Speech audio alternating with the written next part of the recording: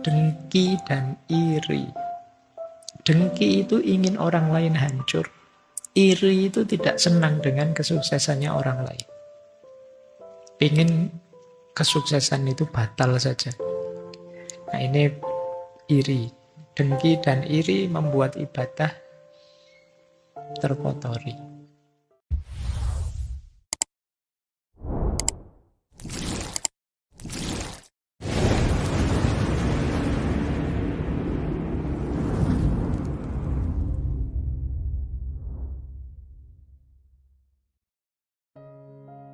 Assalamualaikum warahmatullahi wabarakatuh. Bismillah, mari kita lanjutkan lagi ya. Ngaji filsafat akhir tahun kita. Ini sesi-sesi muhasabah, sesi-sesi introspeksi diri. Temanya sangat sofistik. Bulan ini kita mengambil tema perjalanan menuju Allah.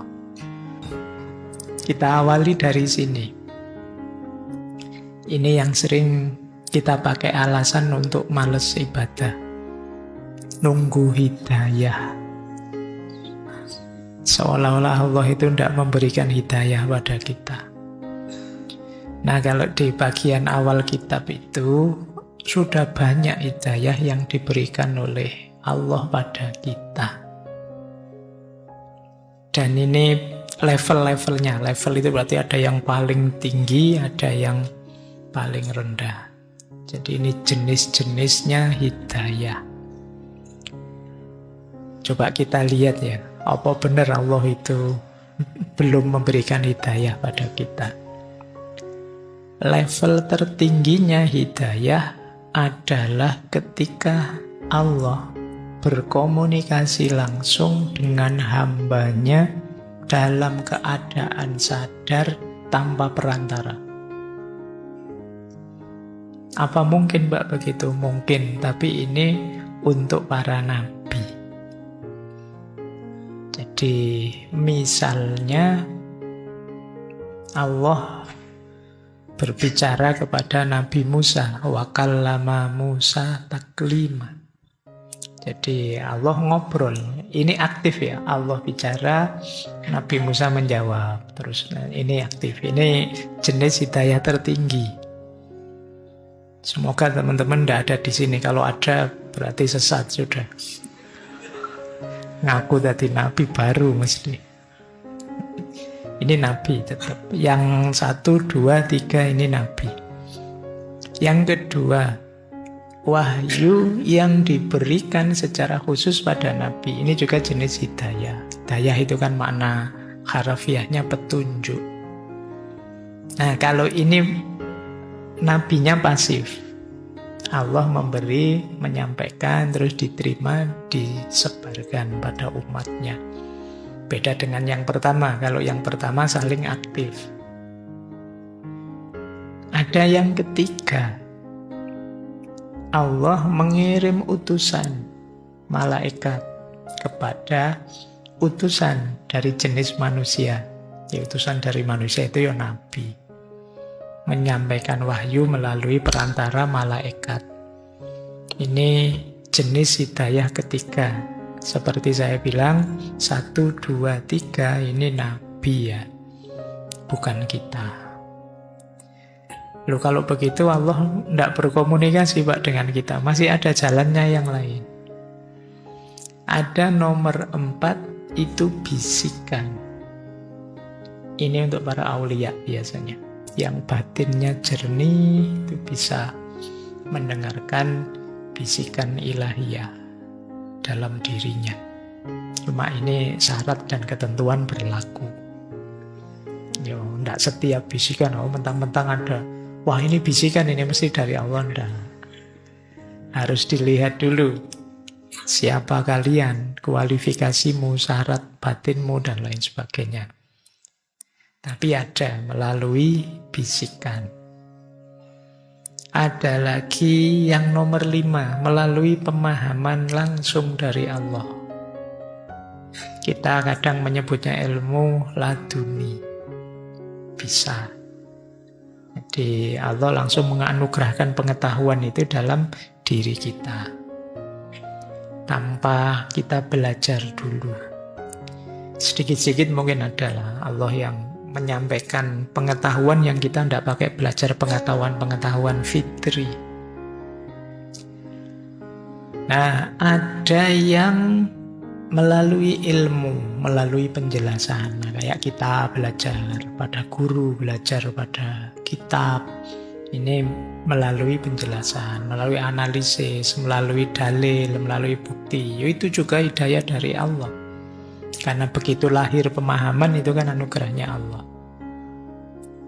Ada juga hidayah itu yang melalui penjelasan seperti yang sebelumnya, cuma ini 50-50. Saya belajarnya 50%, terus Allah ridho disambut dengan pertolongannya Allah. Biasanya saya baca buku kayak gini tidak paham-paham. Ini kok tiba-tiba mudah paham ya. Nah itu kemungkinan jalur ini. Jadi ikhtiar kita 50%, pertolongannya Allah 50%-nya. Nah, ini juga termasuk hidayah dari Allah. Ada lagi melalui simak tadi, pendengaran. Kayak kalian dengerin ngaji atau dengerin ceramah atau dengerin orang ngomong, tiba-tiba tercerahkan. Nah itu ya anugerahnya Allah. Ini namanya melalui pendengaran, itu juga hidayah. Tidak harus pengajian, mungkin mendengarkan lagu apa gitu tiba-tiba, wah, tersentuh saya, sadar saya. Nah itu bisa, itu juga bagian dari hidayah dari Allah. Jadi hidayah jalurnya banyak. Bisa juga melalui ilham. Di alhama yulhimu ilhaman. Ini seperti bisikan yang di atas tadi, cuma ini untuk kita orang biasa kadang-kadang juga tiba-tiba muncul inspirasi apa, dapat ilham dari Allah seperti apa. Ini juga bisa jalur. Yang terakhir, mimpi, ar-ru'ya as-sholihah, mimpi yang benar. Kadang-kadang Allah juga memberi petunjuk lewat mimpi, lewat isyarat-isyarat. Mungkin kalian suatu ketika ingin atau sudah pernah melakukan sholat istikharah. Sholat istikharah itu kan sholat yang minta petunjuk pada Allah. Nah, coba kalian sekali-sekali ya, kalau ada keraguan, kebingungan, mungkin milih yang ini apa yang itu ya, nah itu istikharah lah. Itu nanti Allah memberi isyarat-isyarat mana yang sebaiknya. Baik, ya saya tahu kalau kalian mesti jawab istikharah gimana Pak, yang dipilih tidak ada.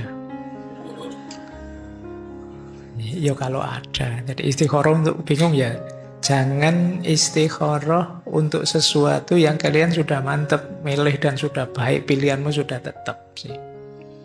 Istikharah itu untuk milih, kalau memang sudah mantep ya nawaitu lillahi ta'ala barang baik. Pak saya mau ngaji Pak, ini kira-kira gimana yang enak ndak ya, ngaji apa ndak ya? Tak istikharah dulu ya, ngaji barang baik, ndak usah istikharah, jalan saja sudah. Di istikharah itu kalau ada dua kebaikan mungkin yang kalian ragu-ragu, ini apa itu boleh kamu istikharah. Kalau kebaikan dan kejelekan jangan istikharah, pilih yang baik. Jangan mau nikah nanti ini bujangan, ini istrinya orang, yo tetap pilih kayak gitu, jangan istikharah, masalah nanti. Baik, di antara isyarat itu kadang lewat mimpi. Ar-ru'ya as-sholihah. Baik, ini mungkin untuk menjawab juga ya kalian yang senang beralasan dengan nunggu hidayah. Saya tahu kok Pak, ini baik, itu bagus, tapi kok rasanya belum tergerak. Saya nunggu hidayah saja Pak. Allah sudah sejak dulu memberikanmu hidayah. Wahyu sudah dibukukan dalam bentuk Al-Quran. Kitab-kitab juga banyak. Tinggal sebenarnya kalian mau gerak atau tidak sebenarnya. Jadi alasan nunggu hidayah itu jadinya kurang memadai.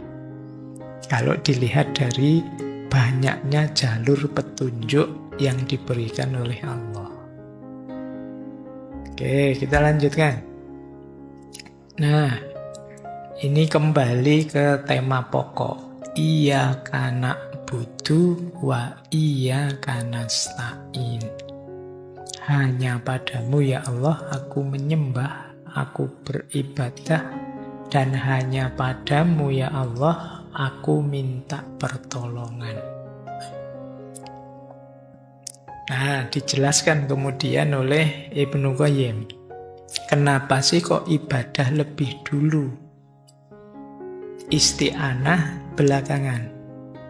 Isti'anah itu ya mohon pertolongan. Mungkin ada yang namanya isti'anah, semoga tidak GR.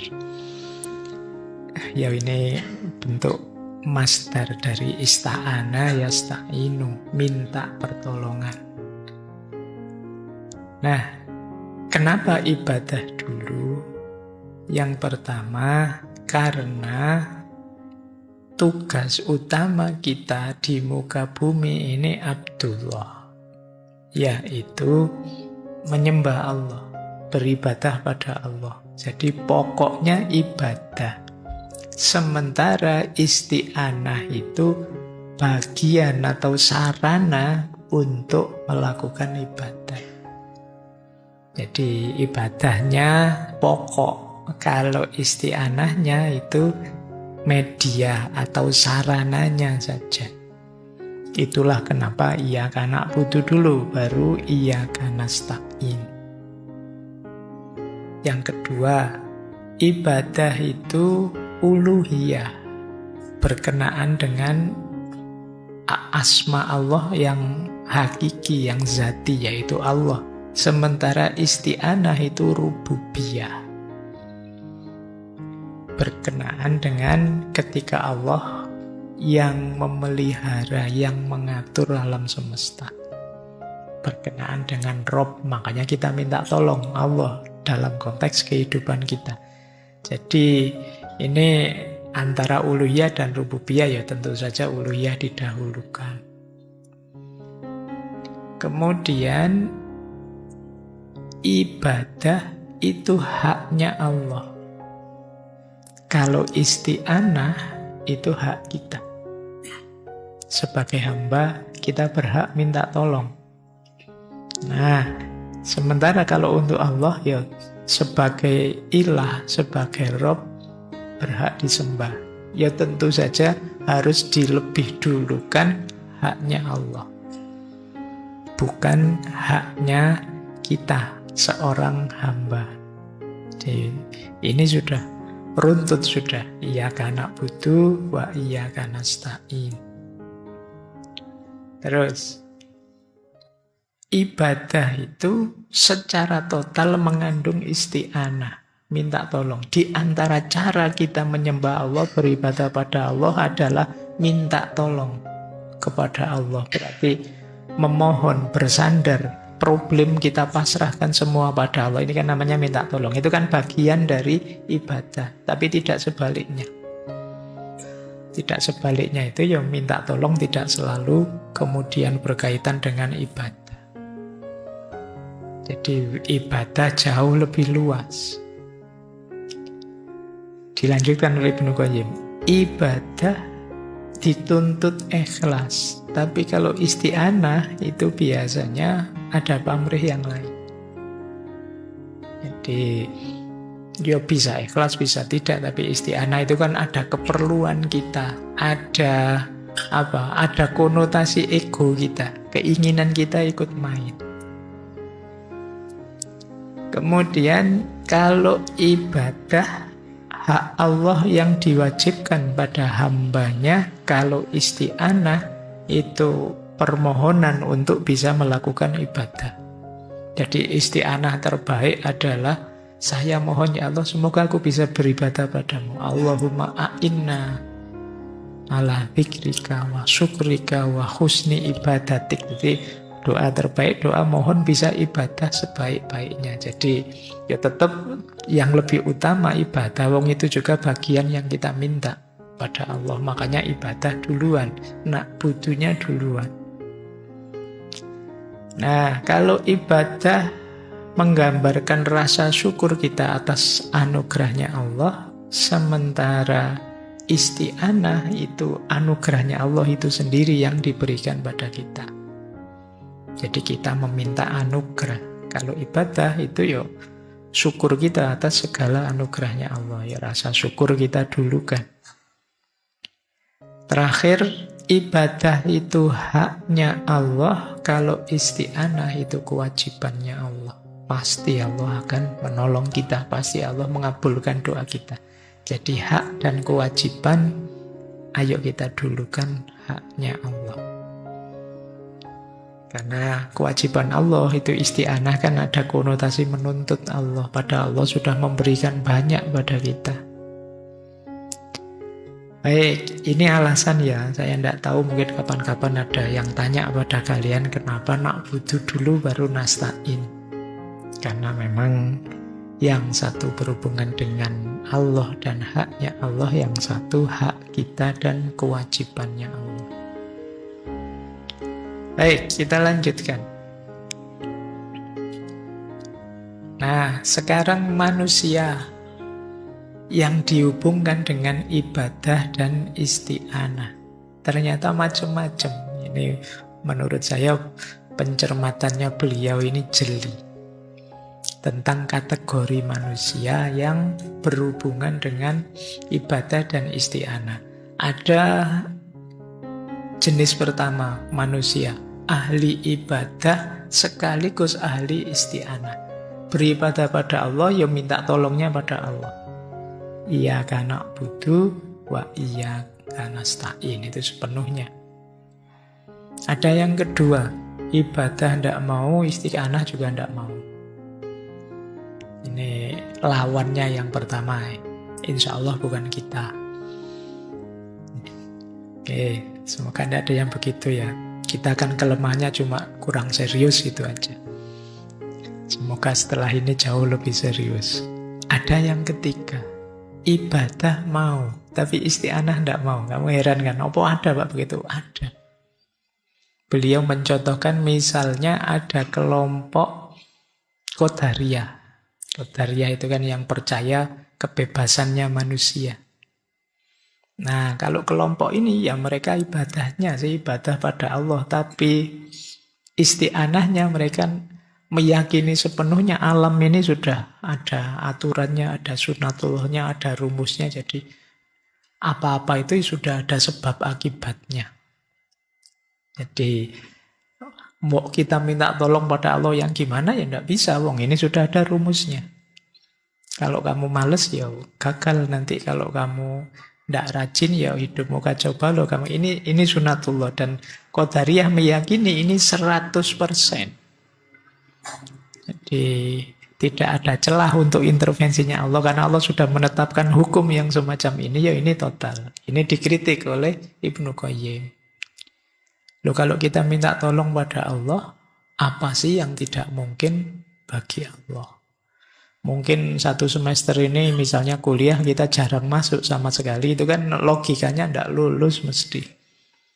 Tapi ya berdoa sajalah, siapa tahu dosenmu pas seneng, hatinya baik, kasihan sama mahasiswa-mahasiswanya, meskipun tidak pernah masuk, kasihlah B misalnya, alhamdulillah lulus. Loh, ini intervensinya Allah, meskipun secara sunatullah mungkin harusnya ya gagal.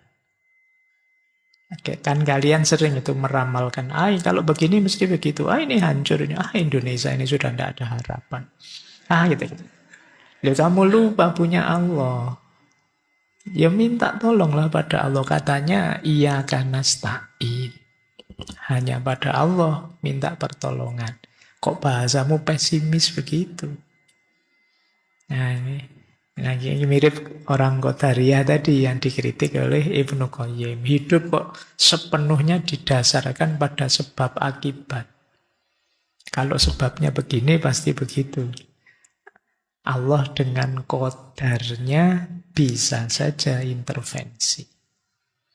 Yang tidak masuk akal bisa saja terjadi. Makanya tidak perlu putus asa.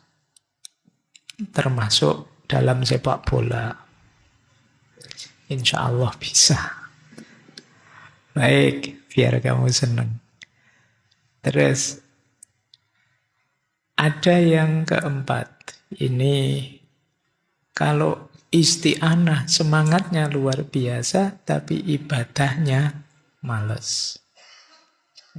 Kalau pas ada butuhnya, wah semangat berdoa, wis direwangi poso, tahajud, dan lain sebagainya. Begitu terpenuhi keinginannya, selesai sudah. Ini golongan keempat.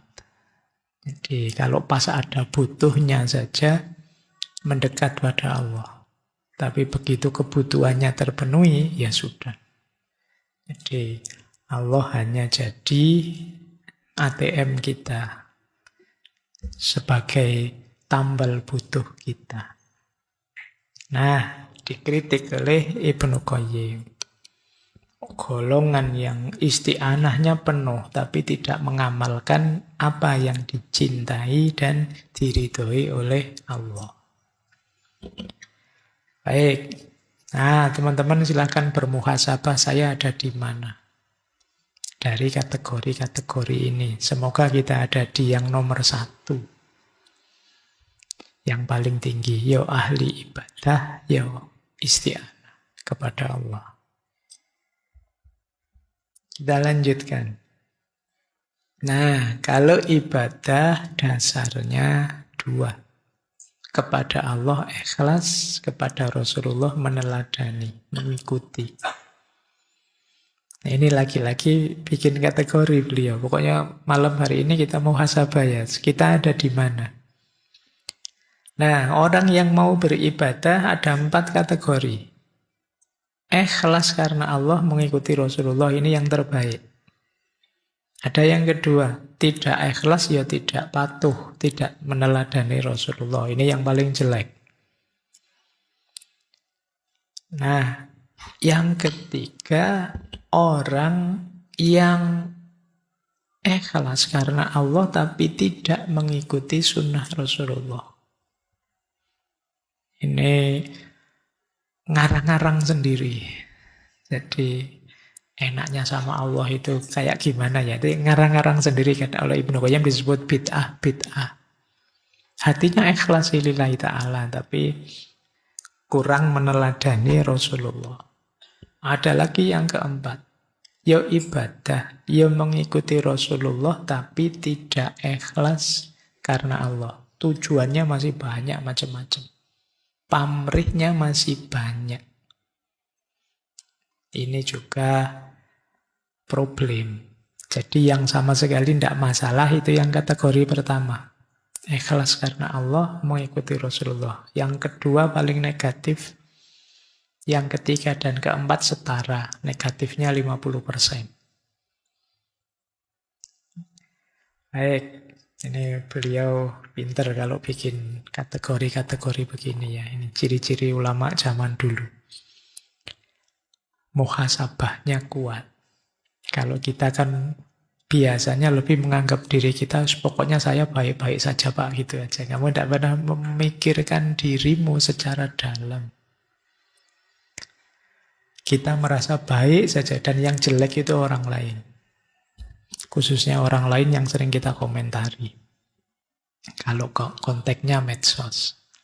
Jadi kita merasa bersih, terus kita merasa suci, kita merasa baik terus. Dan orang lain jauh lebih jelek dari kita.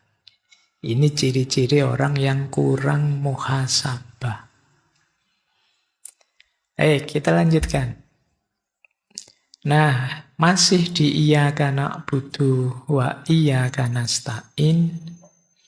Ini macam-macam pandangannya orang tentang ibadah yang paling utama itu apa. Jadi Ibnu Qayyim mengkategori, meranking. Ada macam-macam ternyata pandangannya orang beribadah, termasuk para sufi tadi, termasuk beberapa yang dikritik oleh beliau. Ada yang mendefinisikan ibadah itu secara terbatas, ada yang mendefinisikan ibadah itu luas. Yang pertama, kata Ibnu Qayyim, ada orang yang beribadahnya rajin, tekun, luar biasa, tapi jahat pada dirinya sendiri. semena-mena pada dirinya sendiri. Ini negatif, kata Ibnu Qayyim. Kan ada orang itu pokoknya hidup demi agama saja, demi ibadah saja.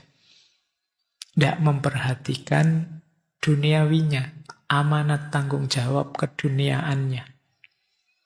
Menyiksa dirinya, tirakat berlebihan. Nah ini menyiksa diri. Karena kalau teman-teman belajar mistisisme, tradisi-tradisi mistik itu ada beberapa aliran yang istilahnya aliran purgatif. Aliran purgatif itu penyucian diri dengan cara antara lain menyiksa diri. Jadi bagaimana caranya tubuh ini dilemahkan biar jiwanya kuat. Jadi ada pandangan hidup ini jasmani rohani. Kalau ingin rohani kuat, jasmani harus dilemahkan. Karena kalau jasmani kuat, rohani mesti kalah. Nah, pandangan ini terus melahirkan aliran yang punya kecenderungan menyiksa diri. Dan memang nyari jalan susah. Dan ini kalau zaman Nabi kan dikritik. Zaman Nabi itu ada sahabat yang nazar, ada yang nazar begini. Saya kalau malam tidak akan tidur. Mau sholat malam terus. Ada sahabat lain nazar, saya mau puasa terus tiap hari. Tidak ada hari tanpa puasa. Bahkan yang terakhir bilang, saya mau mempersembahkan hidupku untuk agama saja. Saya tidak akan menikah. Ini berat ini nazar-nazarnya ya. Tapi terus malah dikritik oleh Nabi.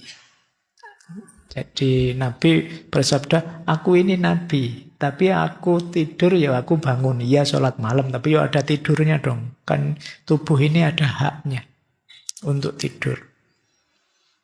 Jadi ini masih mending loh ya, melekan untuk sholat malam saja dilarang oleh Nabi, apalagi kamu melekan nongkrong, rokok. Melekan yang tidak jelas maunya itu yo pasti tidak boleh. Kesehatan jasmani rohaninya kacau. Termasuk puasa. Puasa terus-terusan tidak boleh. Aku puasa juga aku buka puasa. Dan aku menikah. Jadi an-nikahu sunnati faman rohiba an sunnati falaisa minni. Jadi Nabi juga nikah. Jadi untuk kepentingan ibadah tidak boleh menyiksa diri. Masing-masing ada haknya. Harus kamu penuhi haknya. Makanya dalam Islam itu puasa ya, tapi ya sahur diakhirkan keutamaan.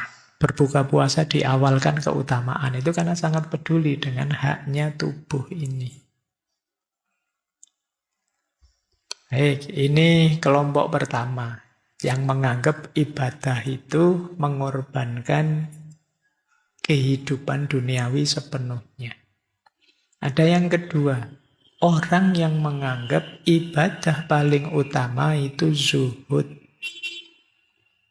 Dengan makna apa? Tidak peduli kehidupan duniawi. Jadi kan banyak pandangan-pandangan spiritual yang mengajak lari dari dunia. Ini juga negatif. Karena kita itu amanat kita tidak hanya amanat kehambaan, tapi juga amanat kekhalifahan. Kita oleh Allah diberi amanat mengelola, memakmurkan bumi ini. Ada lagi yang ketiga, mungkin teman-teman sering mendengar orang jenis ketiga ini, yang menganggap ibadah paling utama itu ibadah sosial.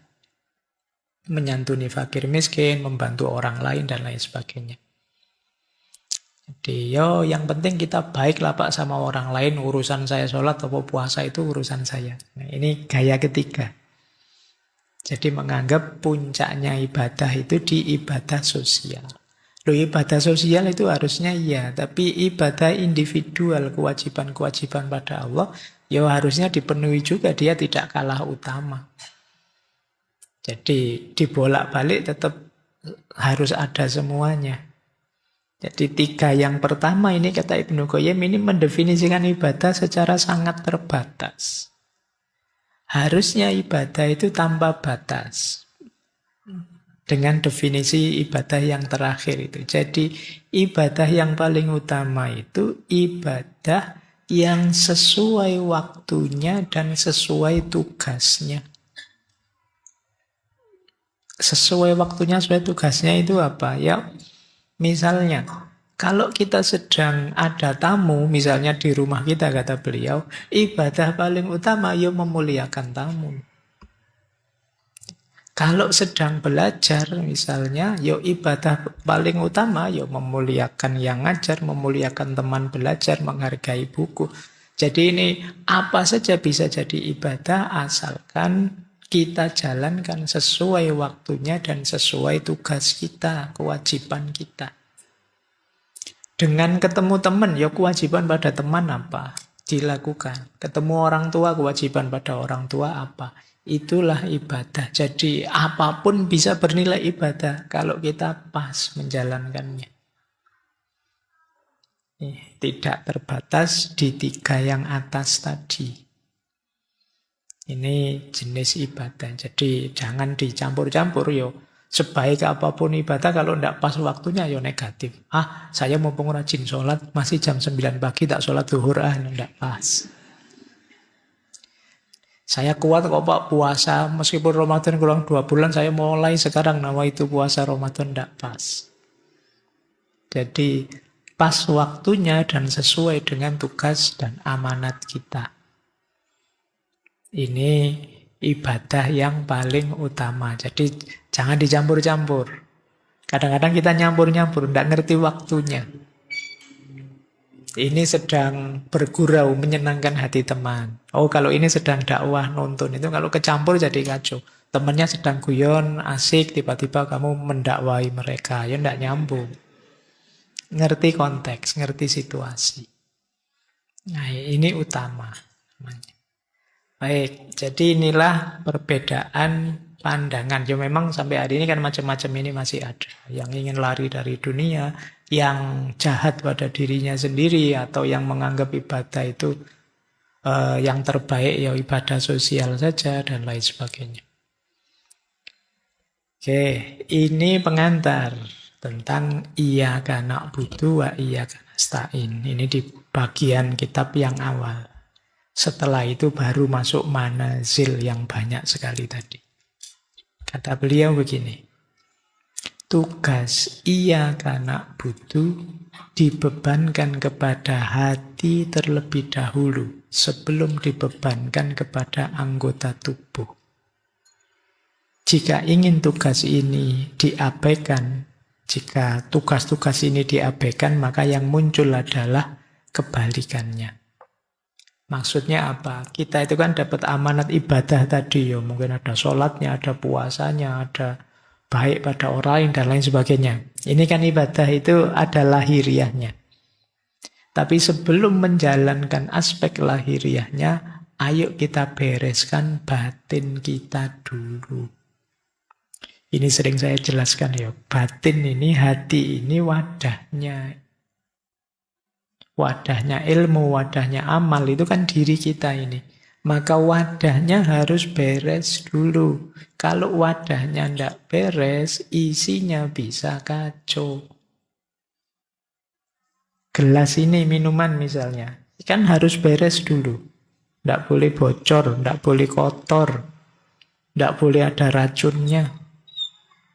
Baru kalian boleh minum. Bismillah.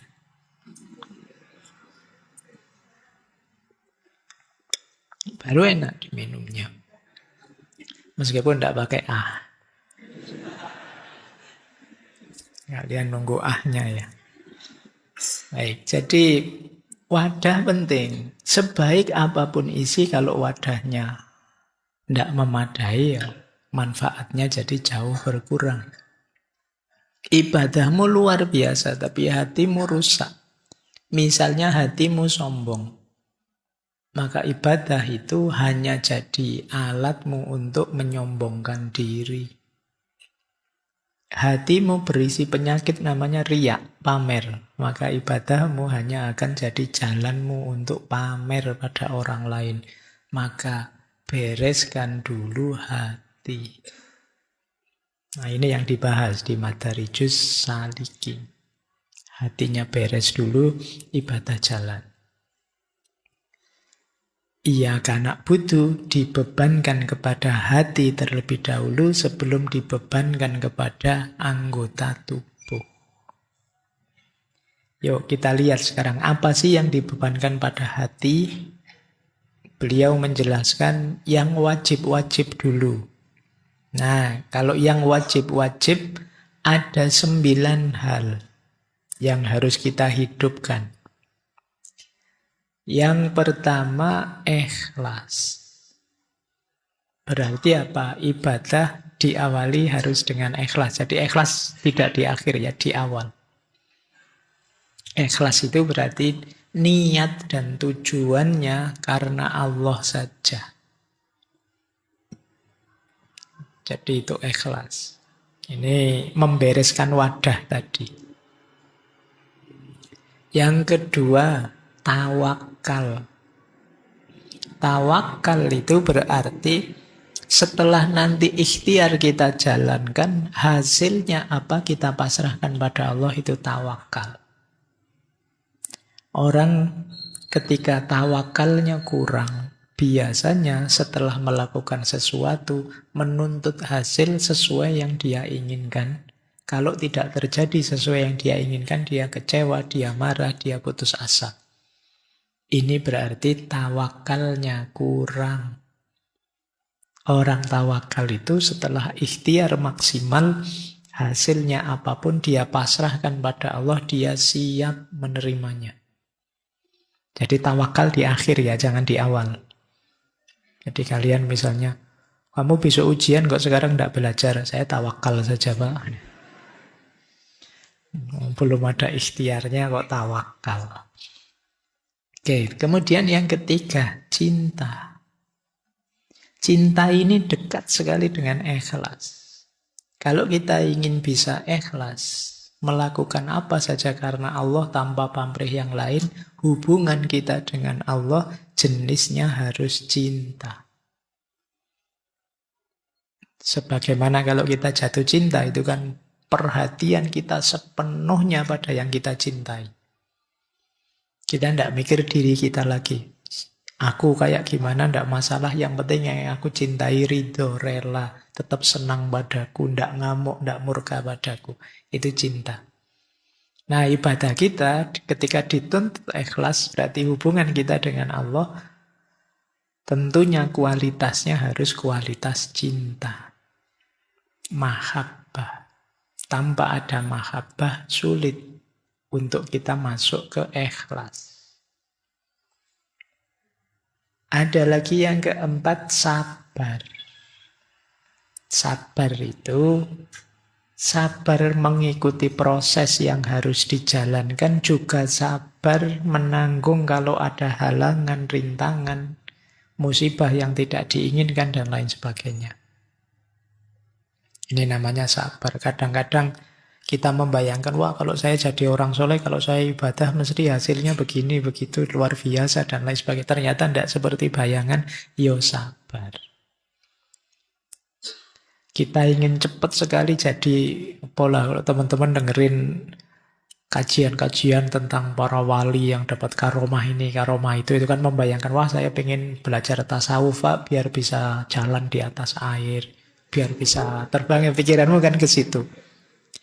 Biar saya kalau berdoa ngomong apa saja langsung keturutan, langsung jadi. Jadi kalau ada teman-teman usil ke saya, tinggal saya kutuk jadi apa gitu. Ayo, kita ingin cepat, ingin shortcut sampai ke sana. Kita lupa bahwa ya mereka semua, para aulia, para ulama sehebat itu, pasti ada proses panjang yang mereka jalani. Dan itu butuh kualifikasi sabar. Baik, nanti mungkin kita kutip sedikit pandangan beliau tentang sabar. Kemudian pasrah. Pasrah itu menyerahkan segalanya kepada Allah. Jadi taslim. Kemudian takut dan berharap. Khauf dan roja. Takut yang saya lakukan masih kurang. Takut masih kurang ikhlas. Takut masih belum mengerahkan segala daya. Takut Allah tidak berkenan. Takut Allah murka. Ini membuat kita hati-hati. Tapi juga tidak bablas takut terus. Dibatasi oleh harapan. Insya Allah Allah itu maha pengampun kok. Allah itu maha penyayang kok. Allah itu memaklumi kalau ada sedikit-sedikit kurang ke kita. Kita semua nanti akan diampuni oleh Allah. Kita semua ini namanya masih ada harapan. Jadi ini dua-duanya harus saling berangkai. Kalau hidup kita isinya takut saja, ya puncaknya kita mesti akan putus asa. Tapi kalau isinya harapan saja, tidak ada takutnya, kemungkinan kita sembrono. Tidak hati-hati. Maka dua-duanya harus ada saling membatasi. Kemudian menurut Ibnu Qayyim yang ke-8 adalah pembenaran, tasdik. Ngakui, ya, yang saya lakukan ini, ibadah ini memang benar. Ini pembenaran nanti berhubungan dengan kemantapan hati. Kalau kita melakukan sesuatu yang kita tidak yakin, tidak mantap benarnya, pasti setengah-setengah. Maka wadahnya ibadah kita, hati kita harus membenarkan apa yang kita lakukan itu. Kalau kita masih meragukan, ya mungkin saja sih masih kita jalankan, tapi pasti tidak maksimal.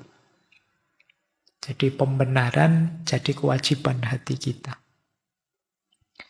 Dan yang ke-9, niat. Niat itu berhubungan dengan kesungguhan. Makanya kadang-kadang kita kalau melakukan sesuatu asal-asalan kan orang menyebutnya, kamu tidak niat sih. Kurang mantap, kurang sungguh-sungguh. Maka apa saja, ayo kita awali dengan niat. Kalian berangkat ke sini, mungkin yang rajin tiap Rebu ke sini itu kayak otomatis saja. Jadi tadi sebenarnya saya tidak niat ngaji loh, Pak. Kok tiba-tiba di sini saking biasanya mungkin. Nah, itu kan nilainya kurang dengan orang yang memang niat ke sini, nawa itu ingin belajar. Maka niat jadi kewajiban hati. Karena melakukan sesuatu yang tidak niat, itu nilainya tidak ada. Kamu bantu orang, wah terima kasih kamu sudah bantu saya. Enggak kok, saya enggak niat tuh. Itu kan beda. Enggak niat itu kan nilainya jatuh sudah. Niat saya bukan itu kok. Misalnya, kamu kok menyakiti aku? Loh, saya niatnya enggak menyakiti. Kamu saja tersakiti sih. Itu kan sudah berbeda tanggapannya. Jadi niat jadi kuncinya amal. Kadang-kadang amalnya baik tapi niatnya keliru, rusak amalnya. Saya tak rajin tahajud biar orang-orang tahu bahwa saya ini soleh loh sebenarnya misalnya. Itu niatnya betul sudah. Ya niatnya tetap nanti arahnya ke Allah saja. Baik, ini kewajiban hati. Kalau ini keharamannya, kondisi hati yang dilarang. Ini tadi yang kita sebut hati yang kotor. Hati yang rusak. Kalau ibadah kita, kebaikan kita, wadahnya seperti ini, akan merusak nilainya. Yang pertama, takabur, sombong. Jadi merasa, ternyata saya hebat juga ya. Temanku masih bolong-bolong sholatnya. Saya sudah lengkap ini. Sudah sejak 3 tahun yang lalu saya lengkap. Sekarang umur berapa? 45. Oh berarti 42 tahun sholatnya tidak lengkap. Itu pun merasa besar. Merasa, ayo jangan takabur.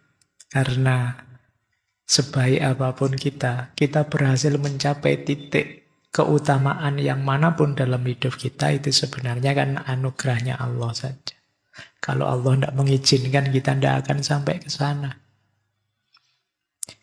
Sering saya bilang manusia itu paling tidak cocok dengan kesombongan. Jadi ibaratnya komputer itu kalau diinstal program kesombongan itu dia akan crash. Kamu juga tidak nyaman dekat orang-orang yang tinggi hati, orang yang sombong. Makanya kalau kamu dekat, ada teman kok sombongnya luar biasa, itu kan kamu dekat saja kan rasanya mules perutmu. Kis konco. Pingin minggir saja saya. Tidak dekat-dekat. Nah yang kedua riya, pamer. Pamer berarti kalian melakukan kebaikan apapun termasuk ibadah tidak karena Allah tapi karena orang lain. Cirinya pamer itu kalau banyak orang sangat baik, kalau tidak ada orang kualitasnya berkurang banyak. Wah, kalau mau ke masjid karena tahu banyak orang, pakai jubah, pakai sorban, pakai itu. Tapi begitu di kamar kos sendirian, alah cuma pakai celana pendek bawah lutut, pakai terus. Ini berarti yang tadi ke masjid yang begitu itu hanya pamer saja. Kalau banyak orang kelihatan mantap sekali, kalau tidak ada orang asal-asalan. Ini cirinya orang riya. Yang ketiga dan keempat ini sebenarnya menurut Sayyidina Ali bin Abi Thalib. Jadi yang pertama, banyak orang tambah semangat, orang sedikit dia asal-asalan, dipuji orang tambah semangat, kalau dicela orang terus jadi tidak semangat. Ini cirinya orang riya. Begitu yang komen banyak, wah yang komen banyak ini besok tak tambahin lagi ya konten kayak gini sebanyak mungkin. Itu kemungkinan ya memang niatnya pamer. Begitu tidak ada yang komen, wah kok tidak ada yang komen, sudah seminggu. Yang komen cuma 2. Ini mesti teman kos ini. Ayo, padahal teman kosnya 5. Berarti yang 3 juga tidak nge-like gitu. Terus kamu tidak ingin lagi melakukan itu, padahal itu kebaikan. Nah, ini berarti kamu riya motifnya. Motifnya manusia. Jadi riya itu melakukan apapun motifnya manusia. Itu kenapa kata Syekh Ma'ruf Al-Qurhi, kalau ada orang meninggalkan ibadah karena khawatir dianggap riya, itu riya. Kamu misalnya nginep di rumahnya temanmu, kamu biasanya sholat malam sih. Tapi di rumah teman, mau sholat malam nanti saya dianggap anak soleh. Tidak usah lah, malam ini libur sholat malamnya. Itu riya, kata saya Ma'ruf Al-Qurhi. Kenapa? Kamu meninggalkan sholat karena manusia. Jadi berarti sholat malammu itu tidak karena Allah, masih karena manusia. Jadi melakukan amal ibadah yang karena manusia, ini kan niatmu menghindari riya. Menghindari riya itu kan amal baik. Tapi bukan karena Allah. Karena khawatir komentarnya temanmu. Itu juga riya. Jadi memang fokusnya pada tidak karena Allahnya. Baik, ujub juga begitu. Ujub itu merasa diri besar. Jadi merasa diri. Kalau ada orang muji-muji dia, wah, sopo, aku itu ujub sudah. Kalau ndak aku, ndak beres ini. Kalau ndak ada saya, siapa yang bisa kayak gini? Itu ujub sudah. Putus asa. Hati yang putus asa mesti sulit beribadah secara dalam. Kemudian kebalikannya khauf, yaitu merasa aman dari murka Allah. Tenang saja, ini dosa kecil, diampuni, wudhu saja rontok kok ini. Ini kan kita sering digituin. Jadi nekat, kalau bahasa Jawa ini jarak itu nekat, sembrono. Jadi ya memang manusia itu kadang-kadang khilaf, terjatuh dalam dosa, tapi jangan secara sengaja dengan mengandalkan nanti pasti diampuni oleh Allah. Jangan-jangan itu yang membuat Allah murka. Jadi makanya ada gium itu tidak ada dosa yang besar asal ditobati dan tidak ada dosa kecil kalau itu diulang-ulang terus. Jangan merasa aman dari murkanya Allah. Kita tidak tahu, meskipun mungkin teman-teman sekarang kondisinya safe, selamat, aman, Pak saya beriman, saya tidak neko-neko. Karena Allah itu kalau membalik hati 1 detik selesai. Oke, terus dengki dan iri. Dengki itu ingin orang lain hancur. Iri itu tidak senang dengan kesuksesannya orang lain. Ingin kesuksesan itu batal saja. Nah ini iri. Dengki dan iri membuat ibadah terkotori. Kemudian suka kekejian menyebar. Jadi maksudnya apa? Senang menyebarkan yang jelek-jelek. Kalau hari ini kan banyak itu kan yang suka apa share, like, and comment itu kan kerjaanmu tiap hari. Coba hati-hati, siapa tahu ini sesuatu yang buruk. Karena kita tidak tahu konteksnya orang yang baca kita itu siapa, apa, dan bagaimana. Jadi karena kalau itu keburukan, ya jatuhnya sana